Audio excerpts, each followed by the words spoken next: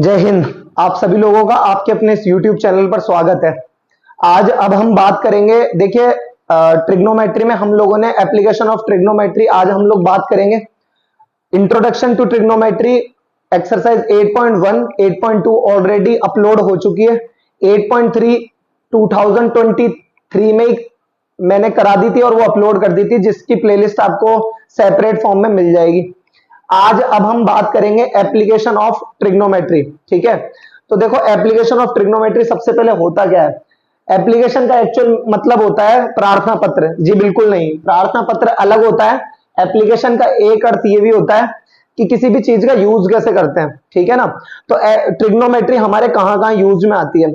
Example के तौर पर अगर मान लीजिए मुझे इस तरीके से कोई भी एक राइट एंगल ट्राइंगल दिया हुआ है, मुझे यहां से अगर मैं देखता हूं कि इस पोल के टॉप से मान लो कोई ऑब्जेक्ट रखा हुआ है, उससे यहां पर इस जगह से मान लीजिए अगर मैं देखता हूं तो मेरी आंख से जो मैं जिस इस पोल के टॉप को देख रहा हूं तो मान लीजिए ये 60 डिग्री है। ठीक है, और ये डिस्टेंस अगर मुझे पता है कि मैं पोल से इतनी डिस्टेंस पर खड़ा हुआ हूं, मान लीजिए कुछ 10 मीटर है। ठीक है, तो मैं ये बिल्कुल ये पता कर सकता हूं कि इस पोल की हाइट क्या है। पोल की हाइट क्या है, बड़ी ही इंटरेस्टिंग चीज है ये अपने आप में। अगर पोल की हाइट मुझे दे रखी है, मान लीजिए पोल की हाइट मुझे कुछ दे रखी है 10 मीटर, तो मैं ये पता कर सकता हूं कि मैं इस पोल से कितनी डिस्टेंस पर खड़ा हुआ हूं। ठीक है ना, ये होती है एप्लीकेशन ऑफ ट्रिग्नोमेट्री। ठीक है ना, आज अब हम देखिए आगे इस चैप्टर को करने से पहले आपको एंगल ऑफ एलिवेशन और एंगल ऑफ डिप्रेशन पता होना चाहिए। ठीक है, एलिवेशन और एंगल ऑफ डिप्रेशन। देखो एंगल ऑफ एलिवेशन का मतलब ये होता है जब हम नीचे से ऊपर की ओर देखते हैं तो जो एंगल बनता है, इस एंगल को यहां पर हम कहेंगे angle of elevation. Angle of elevation, ठीक है, एंगल ऑफ एलिवेशन। जब हम ऊपर से नीचे की ओर किसी चीज को देखते हैं, ऊपर से नीचे की ओर जब हम किसी चीज को देखते हैं तो वो होता है हमारा angle of depression. Angle of depression, और ये होता है एंगल ऑफ एलिवेशन। ठीक है ना, क्लियर। अच्छा, अब एक चीज देखो, अब एक चीज देखो, इसमें क्या करना है हमें। देखा जाए तो ये दोनों एंगल लगभग सेम ही होते हैं। क्यों होते हैं? जब एंगल ऑफ डिप्रेशन भी जो बनता है वो इस इमेजिनरी हाइपोटेन्यूज से बनता है हमारा ये वाला। और जिस भी पर्सन को ये पता है कि इस पैरेलल लाइन, ये इस लाइन के पैरेलल है, जब दो पैरेलल लाइन के बीच में ये एक तरीके से काम करता है ट्रांसवर्सल का, इसको बोलते हैं ट्रांसवर्सल। ये आप लोगों ने अच्छे से 9th क्लास में चैप्टर नंबर 6 में पढ़ा है। तो ट्रांसवर्सल जब ये इस तरीके से जेड बनाता है तो इन दोनों एंगल्स को कहते हैं हम क्या? इन दोनों एंगल को हम क्या कहते हैं? Alternate interior angle. Alternate interior angle, ठीक है ना, अल्टरनेट इंटीरियर एंगल। देखा जाए तो दोनों एंगल सेम ही होते हैं, बस कहने का मतलब एंगल हमें जो हमारे मतलब का एंगल जो बन रहा है हर बार वो यही बन रहा है। आपको कोशिश हर बार यही करनी है कि जो ये एंगल होगा यहां पर तो हम कोई स्टडी करेंगे नहीं, तो यहां पर हम स्टडी करेंगे। ठीक है ना, तो एंगल ऑफ मोटा मोटा हमने इतना समझा कि एंगल ऑफ एलिवेशन के लिए नीचे से ऊपर की ओर देखते हैं तो एंगल ऑफ एलिवेशन बनता है, और ऊपर से नीचे की ओर देखते हैं तो एंगल ऑफ डिप्रेशन बनता है। ठीक है, फिलहाल के लिए इतना जानना बहुत है। जैसे जैसे अब क्वेश्चन आएंगे, इसलिए मैंने आज पहले ही क्वेश्चन लिख रखे हैं, जैसे जैसे क्वेश्चन आप पढ़ोगे, रीड करोगे, इसमें एक एक वर्ड का अर्थ समझोगे, आपको चीजें समझ में आने लगेगी। देखो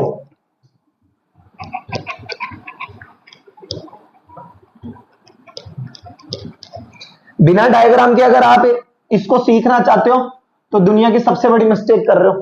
ठीक है ना, शायद ही। अब देखो इधर, देखो किस तरीके से होना है ये। A circus artist is climbing a 20 metre long rope. एक सर्कस आर्टिस्ट जो है वो 20 मीटर लंबी रस्सी पर चढ़ रहा है, which is tidily stretch and tied from the top of vertical pole to the ground. एक ग्राउंड से इस तरीके से, मान लीजिए ये ग्राउंड हो गया, और ये which is stretch and tied from the top of the vertical pole. Vertical मतलब सीधा और हॉरिजॉन्टल मतलब इस तरीके से। ठीक है ना, एक्स एक्सिस के पैरेलल, और वर्टिकल का एक्चुअल मीनिंग होता है वाई एक्सिस, के पैरेलल है, ठीक है। अब देखो circus artist is climbing a 20 metre long rope, तो ये हो गया आपकी 20 मीटर लॉन्ग रोप, ठीक है। तो देखो लेंथ ऑफ रोप, ठीक है, ए बी सी। पोल जो है, पोल से ये सीधा टाइट है, पोल से बंधा हुआ है ये यहां पर, और ये यहां पर भी बंधा हुआ है, तो ये जो एंगल होगा ये कौन सा एंगल होगा, 90 डिग्री, ठीक है ना। अच्छा, and which is tightly stretched and tied from the top of the vertical pole to the ground, इस ग्राउंड पे ये इस तरीके से बंधा हुआ है ये, ठीक है। अच्छा, find the height of the pole, तो एक तो देखो हमें ये हाइट ऑफ द पोल पता करनी है, तो यहां देखो ये हो गया AC, इसकी वैल्यू कितनी हो गई 20 मीटर, ठीक है। और हाइट, तो let height of the pole BC equals to H, ये H हमने मान ली, ठीक है। इसे आप मीटर में मान लो, है ना, हाइट है तो। अच्छा, find the height of the pole, तो एक तो find the height of the pole, एक तो हाइट हमें पता करनी है, और if the angle made by the rope, ये रोप टू द ग्राउंड, ये ग्राउंड, ये हो गई रोप, ये क्या है, ये AC क्या है, यहां पर रोप है, टू द ग्राउंड, ये जो ग्राउंड है, angle made by the rope with the ground level is 30 degree, यानी ये क्या है हमारे पास 30 डिग्री, क्या है हमारे पास 30 डिग्री, क्लियर। अब देखो इसको किस तरीके से करना है हमें, ठीक है। तो इन ट्रायंगल ABC, ठीक है, आपको हर बार क्या करना है, एक डिस्टेंस आपको दी हुई होगी और एक डिस्टेंस आपसे वो पूछेगा, उन दोनों के बीच में जो रिलेशन होगा वही हमारा ट्रिग्नोमेट्रिक रेशियो कहलाएगा।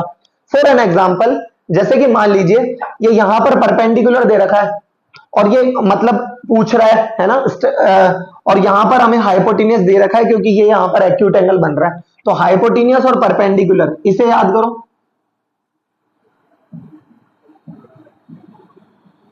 पंडित बद्री प्रसाद हर हर बोले। अब इसमें गौर करो, देखो हाइपोटेनियस और परपेंडिकुलर, तो हाइपोटेनियस और परपेंडिकुलर का रिलेशन हमारे पास फर्स्ट से ही है, तो हम यहां पर अगर साइन थीटा भी ले सकते हैं और इसका जो रेसिप्रोकल होगा वो भी ले सकते हैं, यानी इसके जस्ट नीचे जो लाई करता है, कौन लाई करता है, कोसेक थीटा, तो कोसेक थीटा भी हम यहां पर ले सकते हैं। यहां पर हम देखेंगे sine theta equal to perpendicular upon hypotenuse, तो perpendicular upon hypotenuse, sine theta equal to perpendicular क्या है देखो BC, और थीटा की वैल्यू भी आप यहां रख सकते हैं 30 डिग्री, परपेंडिकुलर अपॉन हाइपोटेनियस ये हो गया AC, साइन थीटा की वैल्यू होती है 1/2, तो ये 1/2 इक्वल टू BC, वो क्या होता है परपेंडिकुलर यानी H अपॉन AC यानी हाइपोटेनियस दैट इज 20, इन दोनों का क्रॉस मल्टीप्लाई कर दो तो ये हो जाएगा 2H equal to 20, then H equals to 20/2, H equal to 10 metre. H क्या हो गई हमारे पास, height of the pole, so height of pole H equal to 10 metre, this the answer, इस तरीके से फाइंड होगा, क्लियर। अच्छा, अब देखो, अब हम बात करते हैं क्वेश्चन नंबर सेकंड पर। क्वेश्चन नंबर सेकंड क्या है, ए ट्री ब्रेक्स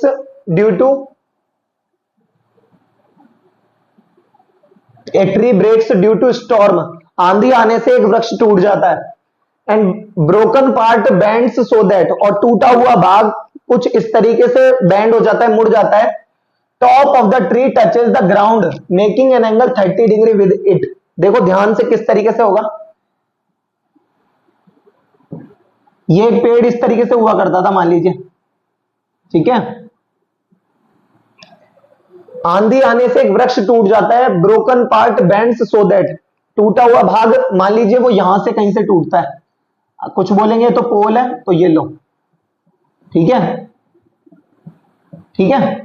अच्छा, broken part bends so that the top of the tree, ये टॉप ऑफ द ट्री ये टचेस द ग्राउंड, ये इस तरीके से यूं मुड़कर और ये इस तरीके से ग्राउंड को टच कर जाता है, यानी अब ये कुछ इस तरीके से बन जाएगा ये, यानी ये जो झाड़ियां हैं ये सारी अब यहां आके गिर गई, समझ रहे हो मेरे कहने का मतलब, यहां पे ये हुआ करती थी, इस तरीके से टूट के नीचे गिर गया, ठीक है, बीच से टूटा ये पेड़, ठीक है। अच्छा, tree touches the ground making an angle 30 degree with it.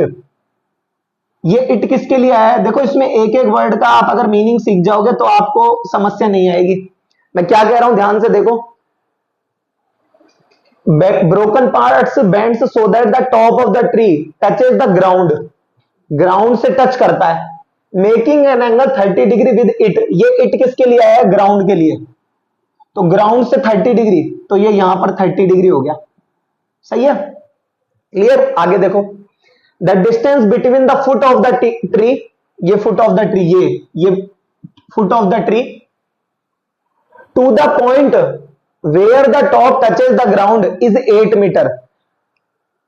उस ट्री का जो पैर है, मतलब उसका जो फुट पॉइंट है वो, और the distance between the foot of the tree to the point where the top touches the ground, और वो पॉइंट जहां पर की ट्री का जो टॉप है वो ग्राउंड को टच करता है, उसके बीच की जो डिस्टेंस है ये आपको दे रखी है इसमें 8 मीटर। क्या दे रखी है? 8 metre. Find the height of the tree, height of the tree. देखो ध्यान से समझो मैं क्या कह रहा हूं यहां पर, height of the tree, tree तो ये पूरा हुआ करता था, ठीक है ना। तो देखो ध्यान से मैंने क्या कहा है, देखो टूटने से पहले कुछ ऐसा था, मान लो h dash equal to h plus small h dash, ठीक है ना। अच्छा, तो मैंने क्या करा, जो रह गया वो h और जो टूटा था वो h डैश, और इन दोनों का आपस में जोड़ने पर कैपिटल H आता है। कुछ लोग इसे ऐसे भी सिखा देते हैं, मान लो पूरे को h फाइंड कर लिया फिर बचे हुए के लिए और एक तरीका, इसे h/2 कर नहीं सकते क्योंकि ये ऐसा नहीं कह रहा कि बीच में से ही टूटता है पेड़, ठीक है ना। अच्छा, अब ये जो h डैश था ये मुड़ के यूं हुआ है, तो ये यहां पर भी h डैश, क्लियर, आ गई बात समझ में। अब देखो, तो क्यों ना इसका नामकरण कर देते हैं A B C D। अब कुछ यहां पर विद्वान बनेंगे, बोलेंगे कि साहब ये देखो ये दो दो लाइन है, तो ट्राइंगल किससे बन रहा है? ये मैंने सिर्फ एक डिजाइनिंग के लिए बनाया है, एक्चुअल इसको आप ऐसे भी स्टडी कर सकते हो, ठीक है ना। आप पेड़ की जो मोटाई है वो यहां पर लगभग नेग्लिजिबल मानकर चलो, ये नहीं है कि सर फिर इस लाइन ये लाइन की हाइट इसके इक्वल होगी या ऐसा कुछ नहीं, आप इनको इक्वल मानकर चलो, ठीक है ना। तो ये A, ये B, ये C, ऊपर हो गया D, ये यहां पर H, यहां पर H डैश, और ये वाला जो टूट कर गिरा था ये H डैश, और पूरे की हाइट क्या होगी? H equal to H plus H dash. आगे बात समझ में, देखो ध्यान से। अब हम क्या करेंगे, अब हमारे सामने जो परेशानी है वो क्या है, देखो हमारे पास एंगल दे रखा है, ठीक है, बहुत अच्छी बात है। फुट पॉइंट और ग्राउंड पर जहां पर टच करता है पेड़ का जो टॉप होता है वो टच करता है, ये डिस्टेंस भी हमें दे रखी है। हमें फाइंड करनी है टोटल हाइट। अब टोटल हाइट का मतलब h और h डैश, जब भी तो दोनों को जोड़ करके हम वैल्यू निकाल पाएंगे, और एक h ये है, एक h ये h डैश ये है, तो हम क्यों ना दोनों की वैल्यू निकाल लें और दोनों को जोड़ दें, right.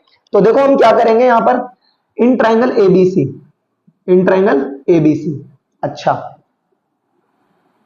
Distance between foot of the point, foot of the tree and the point where the top touches the ground, इतना लिखने से अच्छा है आप AB इक्वल टू 8 मीटर लिख दो, और लिख दो it is given that, it is given that, ठीक है, और लिख देते हो तो वो बाकी तो फिर बहुत ही अच्छी बात है।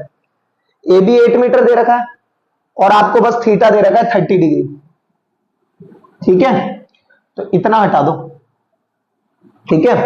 नाउ इन ट्राइंगल ABC, और यहां पर आप एक चीज और कॉमा लगा के लिख देना, let total height of the tree, total height of tree, total height कितनी है मानी हमने, h equal to small h plus h dash, small h plus h dash. और एक बात कि सो BC इक्वल टू तो हो गया h, कॉमा लगा के AC क्या हो गया, h डैश, h डैश, यानी जो CD की वैल्यू है वही हमारे पास AC की वैल्यू है, ठीक है ना।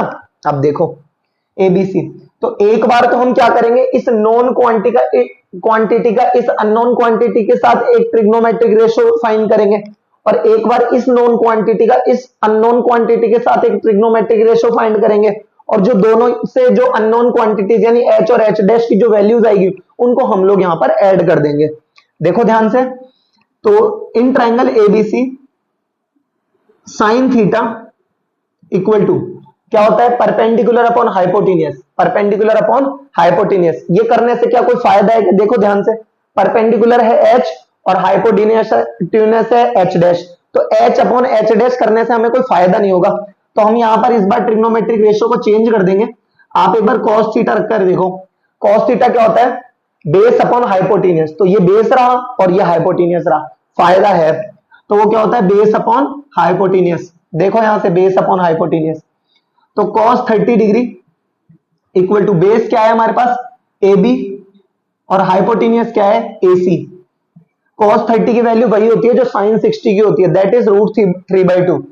तो under root 3/2 is equal to A B की वैल्यू हो गई 8 और ए सी क्या है एच डैश। तो यहां से आप सिर्फ एच डैश की वैल्यूज फाइंड कर लीजिए। तो देखो एच डैश की वैल्यू हो जाएगी, यहां से क्रॉस मल्टीप्लाई करोगे तो √3h equal to 2 8 16 and h dash equal to 16 upon under root 3। इसे इक्वेशन नंबर 1 फाइंड कह दो। अच्छा, इसके बाद यहां पर लिखो again in triangle ABC, in triangle ABC. अब इस बार हम अभी एच डैश को कंटेन करने वाला ट्रिग्नोमेट्रिक रेशियो लिया था, अब हम एच को कंटेन करने वाला ट्रिग्नोमेट्रिक रेशियो लेंगे, परपेंडिकुलर और base, that is tan theta. देखो परपेंडिकुलर अपॉन बेस, तो ये हो गया tan theta equal to perpendicular upon base tan 30 degree equal to perpendicular upon base, perpendicular क्या है h अपॉन बेस क्या है 8, tan 30 कितना होगा 1 upon under root 3, that is h upon 8। तो ये हो गया क्रॉस मल्टीप्लाई से अंडर रूट 3 है, ये h equal to 8 upon root 3, इसे कह दो इक्वेशन नंबर 2। अब देखो, अब करना कुछ नहीं है, बहुत ही ज्यादा आसान काम है, दोनों इक्वेशंस को ऐड कर देंगे हम। तो देखो एडिंग इक्वेशन 1 एंड 2, देखो h प्लस एच डैश यानी 8 प्लस √3 अपॉन 16 अपॉन √3। ये मत सोचना कि पहले किसे ऐड कर दिया, दोनों एक ही बात है ना। h प्लस एच डैश की वैल्यू h हमने मानी है, यहां से अंडर रूट 3 आप एलसीएम ले लो तो हो जाएगा 8 प्लस 16। 8 प्लस 16 जो होता है वो होता है 24 अपॉन अंडर रूट 3। इसका रेशनलाइजेशन कर दो तो ये हो जाएगा h इक्वल टू 24 √3 अपॉन √3 का मल्टीप्लाई होता है 3, ये हो गया 3 8 जा 24, h equal to 8 under root 3 metre. ये इस तरीके से होगा, क्लियर। इस तरीके से ये आपका जो ट्री की जो एक्चुअल हाइट है वो इस तरीके से हमारी फाइंड होगी, h equal to 8 under root 3 metre, clear. इसी तरीके से आप इस चीज को तैयार करते रहो, बाकी के जो क्वेश्चंस हैं वो हम धीरे धीरे नेक्स्ट वीडियोस में डिस्कस करेंगे। तब तक के लिए धन्यवाद। अगर आप इस चैनल पर नए हैं तो इसे सब्सक्राइब करो, अपने यार दोस्तों के साथ शेयर करो। अब वास्तव में इस पर मेहनत की जा रही है, अभी तक जो था वो था, अब इसके ऊपर वास्तव में मेहनत की जा रही है इस चैनल के ऊपर। तो आपका काम सिर्फ इतना बनता है, ईमानदारी से मेहनत करो। कोई चीज आपको समझ में नहीं आती है तो उस चीज के लिए आप कमेंट सेक्शन भी आपके लिए खुला पड़ा है, ठीक है। धन्यवाद।